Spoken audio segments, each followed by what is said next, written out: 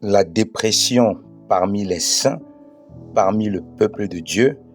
Prions contre la dépression, parlons-en. C'est un sujet délicat, un sujet difficile, parfois un sujet tabou. Les gens souffrent énormément dans le silence. Salut à vous, bien-aimés dans le Seigneur. Nous vous bénissons de la part de Dieu notre Père, par Jésus-Christ, le seul Seigneur, le seul Sauveur, celui qui est, qui était, qui revient bientôt. Nous voulons prier ensemble contre la dépression. Oh, que bien-aimé, ce sujet est un sujet important. Oh, combien il est important. Nous voulons nous édifier là-dessus. Plusieurs personnes souffrent énormément de dépression en silence. Ce n'est pas une maladie forcément visible. Et parfois, on a honte, on a peur d'avouer qu'on est vraiment dans un état dépressif. Cet état dépressif où on n'a plus le goût de rien du tout. On n'a plus envie de rien du tout. Rien ne nous fait plus plaisir. Rien ne nous émeut plus. Vraiment, on ne veut plus rien. On n'a plus le goût même à la vie. Et parfois, ça conduit à des situations terribles, fatales, telles que le suicide. Beaucoup souffrent dans le silence parce qu'ils vivent tellement de tristesse qu'ils ne savent pas où poser parfois la tête. Oui, bien-aimé dans le Seigneur a dit, le malheur atteint souvent le juste, mais l'Éternel l'en délivre toujours. Oui, dans le Seigneur, il n'a pas dit qu'on n'aura pas le malheur. Mais parfois, ça peut amener les souffrances que nous vivons, les difficultés que nous vivons, parce que nous sommes dans ce monde, nous avons les mêmes problèmes que ceux qui vivent dans ce monde, même si nous ne sommes pas du monde. Et nous ne devons pas avoir honte. Nous voulons donc prier pour cela. Nous devons donc prier pour cela. Parce que parfois, on est démuni, parfois, on ne sait plus quoi faire. On n'a même plus envie de manger. On n'a même plus envie de faire quoi que ce soit. Parce qu'on est tellement dans une grande détresse et on ne voit plus le bout du tunnel. Mais le Seigneur veut encore nous interpeller. Il veut nous relever parce qu'il connaît nos détresses. Il dit dans Jean chapitre 16, verset 33, « Vous errez des tribulations, vous errez des afflictions, vous aurez ces afflictions. Mais prenez courage, car j'ai vaincu le monde. » Il dit, « Venez à moi, vous tous qui êtes fatigués et chargés, et je vous donnerai du repos. » Oui, malgré les difficultés, les troubles que nous pouvons avoir, le Seigneur nous rassure, il nous rassure que malgré que la route est longue, difficile, qu'il nous donne sa paix, qu'il nous donne sa joie. Bien-aimé, je n'ai pas connu la dépression, mais je n'ai pas été très loin.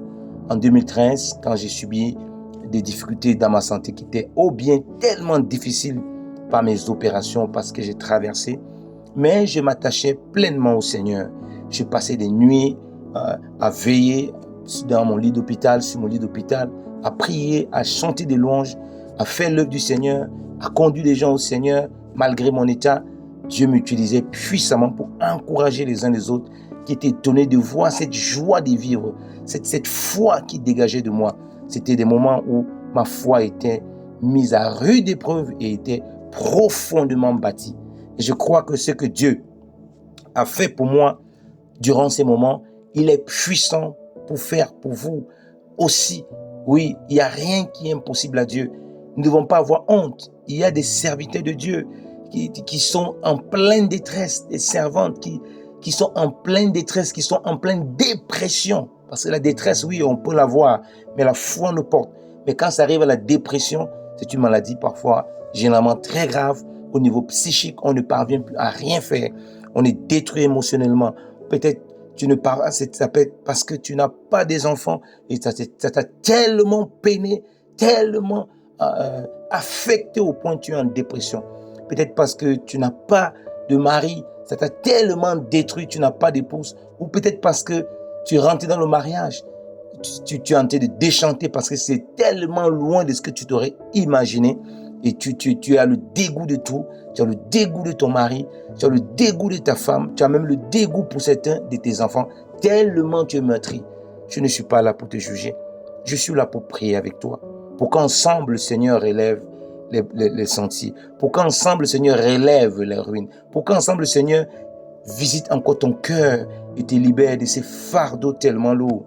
Pendant que je priais aujourd'hui, dans l'après-midi, pendant un moment de prière, Dieu me montrait une grande dépression qui touchait beaucoup de personnes, et des chrétiens, et des amis, et des frères.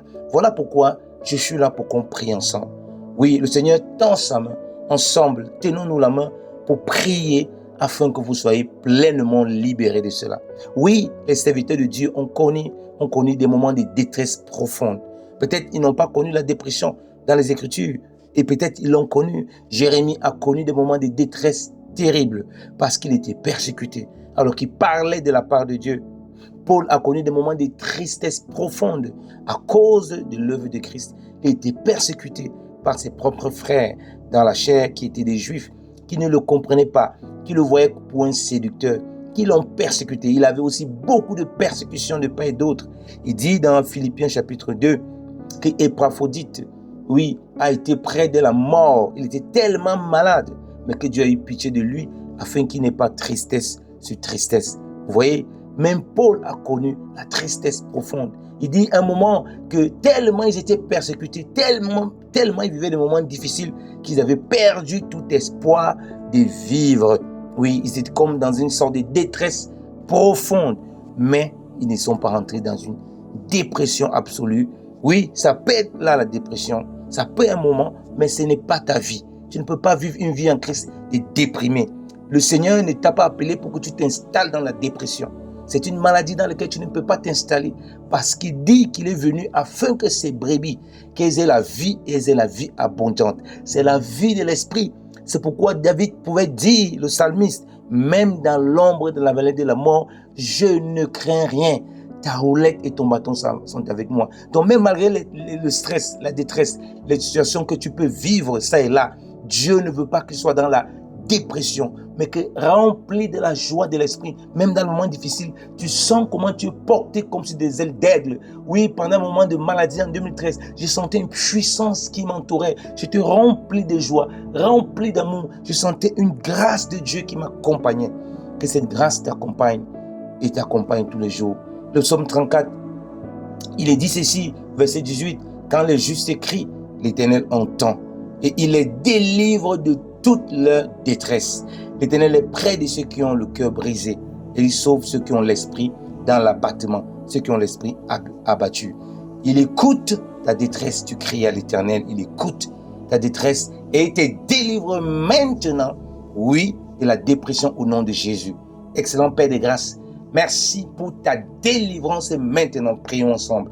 Merci parce que la dépression n'est plus mon lot au nom de Jésus, car tu as dit que par tes maîtresses nous sommes guéris, car tu es venu afin que nous ayons la vie abondante en Jésus-Christ de Nazareth.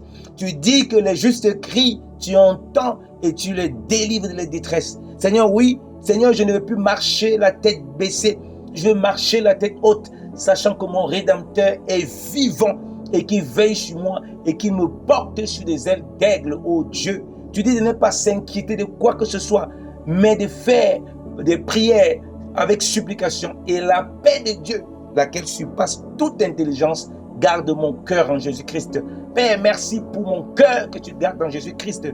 Merci pour la joie que tu remplis mon cœur. Merci parce que si cette maladie même était une oppression démoniaque, tu me délivres maintenant au nom de Jésus. Seigneur, oui, tu es ma portion. L'Éternel est mon berger. Je ne manquerai de rien. Et la dépression ne peut me séparer de la vie de l'esprit, de la joie. Je proclame la joie, la libération, la paix, la bonté. Oui, je proclame l'éclat de Dieu. Je proclame la vie divine, la vie abondante dans ma vie au nom de Jésus. La dépression n'est pas mon lot. Et je déclare que la dépression est partie et finie maintenant au nom de Jésus. Je prends autorité sur tout esprit, sur toute maladie dépressive de près comme de loin qui n'est pas de ta gloire, ô Seigneur de gloire, au nom de Jésus. Seigneur, merci pour ta liberté. Merci parce que tu me permets de réaliser encore des choses merveilleuses. Car tu dis, avec toi, nous réaliserons des exploits. Que ton nom soit béni, que ton nom soit élevé pour la liberté que tu me donnes maintenant, Père. Au nom puissant et glorieux de Jésus-Christ de Nazareth. Amen. Seigneur vous aime. Je vous aime dans l'amour de Christ. Amen.